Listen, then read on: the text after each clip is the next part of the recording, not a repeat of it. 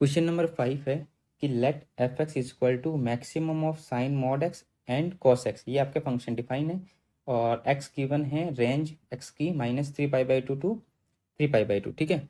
और g x आपका define है पी ऑफ क्यू एक्स, जहाँ पी एक्स और क्यू एक्स आपके दो फंक्शंस है। तो आपको बताना है कि चारों में से कौन सा करेक्ट ऑप्शन है, ठीक है।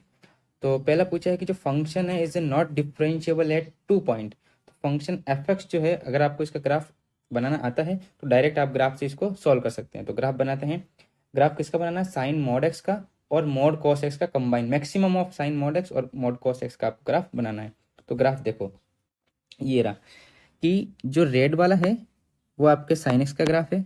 ये जो रेड वाला है ये है साइन एक्स का, साइन मॉड एक्स का, ठीक है। और जो ब्लू वाला ग्राफ है ये है मॉड कॉस एक्स का ग्राफ है। तो अब इसमें आपको मैक्सिमम लेना है, क्योंकि फंक्शन आपको क्या गिवन था? एफ एक्स गिवन है maximum of sine mod x and mod cos X. इन दोनों का मैक्सिमम है, वो है एफ एक्स। तो मैक्सिमम क्या आएगा उसको हाईलाइट करते हैं ना। ये रहा मैक्सिमम। देखो ये जो पॉइंट है ये है -3π/2, 0। और ये वाला जो पॉइंट है वो है 3π/2, 0। तो मैक्सिमम क्या आएगा? देखो ये है मैक्सिमम। मैक्सिमम क्या आएगा?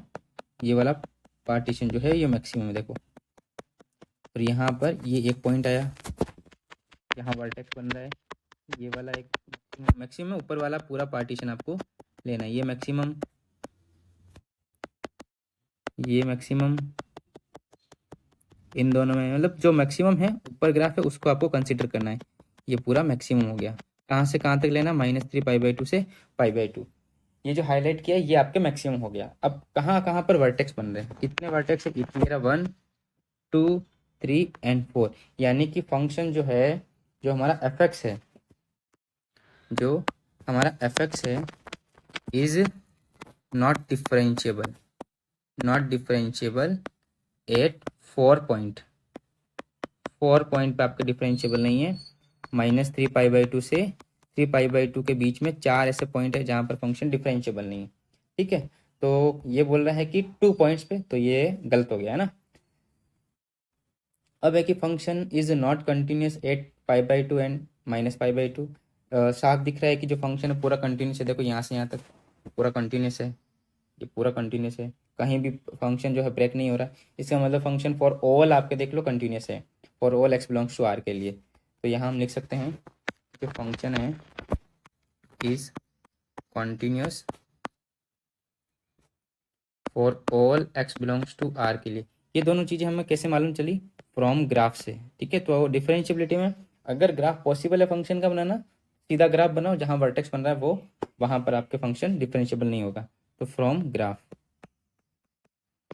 ये आप डायरेक्टली इजीली देख सकते हो, ठीक है। ये पॉइंट क्लियर हो गया। अब आते हैं कि जो हमें गिवन है जी एक्स, उसकी लिमिट बतानी है, ठीक है। तो करते हैं इसको कि आपके जी एक्स दे रखा है, G X is equal to P of Q X, ठीक है। ये आपके डिफाइंड है। तो हम एल एच एल निकालते हैं। सबसे पहले तो एल एच एल कितना आएगा? Limit x tends to 1 minus g x, ठीक है। यानी कि limit x tends to 1 minus p of Q x, ऐसे लिख सकता हूँ मैं इसको। अब limit x tends to 1 minus, इसको देखो करने का एक ईजी तरीका बताता हूँ मैं। 1 माइनस यानी क्यू के अंदर 1 माइनस एक से थोड़ा सा छोटा है ना। तो कौन सा फंक्शन? देखो 1 माइनस यानी ये रहा। अगर मैं यहाँ पर 3 माइनस एक्स है, यहाँ एग्जैक्ट 1 रख दूँ, 3 minus exact 1, x is equal to exact 1, तो आज की वैल्यू कितनी आ जाएगी? 2। लेकिन मैं रख रहा हूँ 3x इक्वल टू 1 से थोड़ा सा छोटा। तो यहाँ से 1 से थोड़ा सा छोटा यानी कि मान लो मैं रख रहा हूँ 0.9। तो यानी ये वैल्यू एग्जैक्ट 2 से थोड़ी सी बड़ी आएगी, यानी 2 प्लस वैल्यू आएगी, ठीक है। यहाँ ये समझ में आया कि वैल्यू 2 से बड़ी कैसी आएगी? तो ये आएगी 2 प्लस, ठीक है। वैल्यू कितनी आएगी? 2 प्लस। तो इसको मैं लिख सकता हूँ यहाँ पर limit x tends to 1 minus p q 1 minus कितना दे रहा है? 2 प्लस दे रहा है। और p के अंदर 2 प्लस की वैल्यू कितनी आएगी, p के अंदर 2 प्लस यानी ये वाली value 2 plus x tends to 2 plus का मतलब है कि 2 से बड़ी, 2 से बड़ी ये रही वैल्यू। यहाँ फंक्शन कौन सा अप्लाई होगा, एक्स स्क्वायर प्लस 2, ये वाला फंक्शन लेंगे हम। ठीक है, तो इस फंक्शन में वैल्यू पुट करते हैं 2, जैसे ही 2 पुट करेंगे वैल्यू कितनी आएगी हमारे पास, limit x tends to 1 minus में 2 इसमें वैल्यू पुट करनी है, यानी 2 का स्क्वायर प्लस 2, तो यानी वैल्यू आ गई 6। ठीक है, LHL की वैल्यू कितनी आ गई 6। अब हम देखते हैं RHL की वैल्यू कितनी आ रही है, limit x tends to 1 plus g x, यहाँ हम इसको लिखेंगे limit x tends to 1 plus p into q x, इसको लिखेंगे limit x tends to 1 plus q के अंदर, क्यू में 1 प्लस आपको वैल्यू निकालनी है, 1 प्लस की है ना, 1 प्लस की, तो 1 प्लस की वैल्यू कितनी है, 1 से बड़ी, 1 से बड़ी ये रही वैल्यू, यानी अगर मैं 2x है, x is greater than equal to 1 पे, ऐसे सोचो कि x इक्वल टू, जैसे ही मैंने एग्जैक्ट 1 रखा तो वैल्यू कितनी आएगी, 2 इंटू 1 इज इक्वल टू 2 आ जाएगी। लेकिन मैंने x की वैल्यू रखी 1 से थोड़ी सी बड़ी, तो जो वैल्यू आएगी 2 इंटू 1 से थोड़ी सी बड़ी, यानी कि 2 से हल्की सी बड़ी वैल्यू आएगी।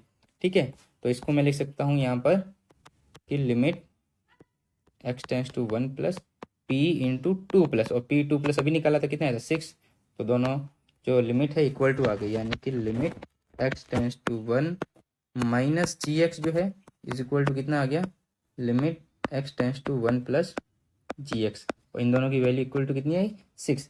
यानी कि इससे हमें मालूम क्या चला कि limit x tends to 1 g x जो है एग्जिस्ट हो रही है, लिमिट एग्जिस्ट है, तो इससे फोर्थ ऑप्शन भी निकल के आ गया।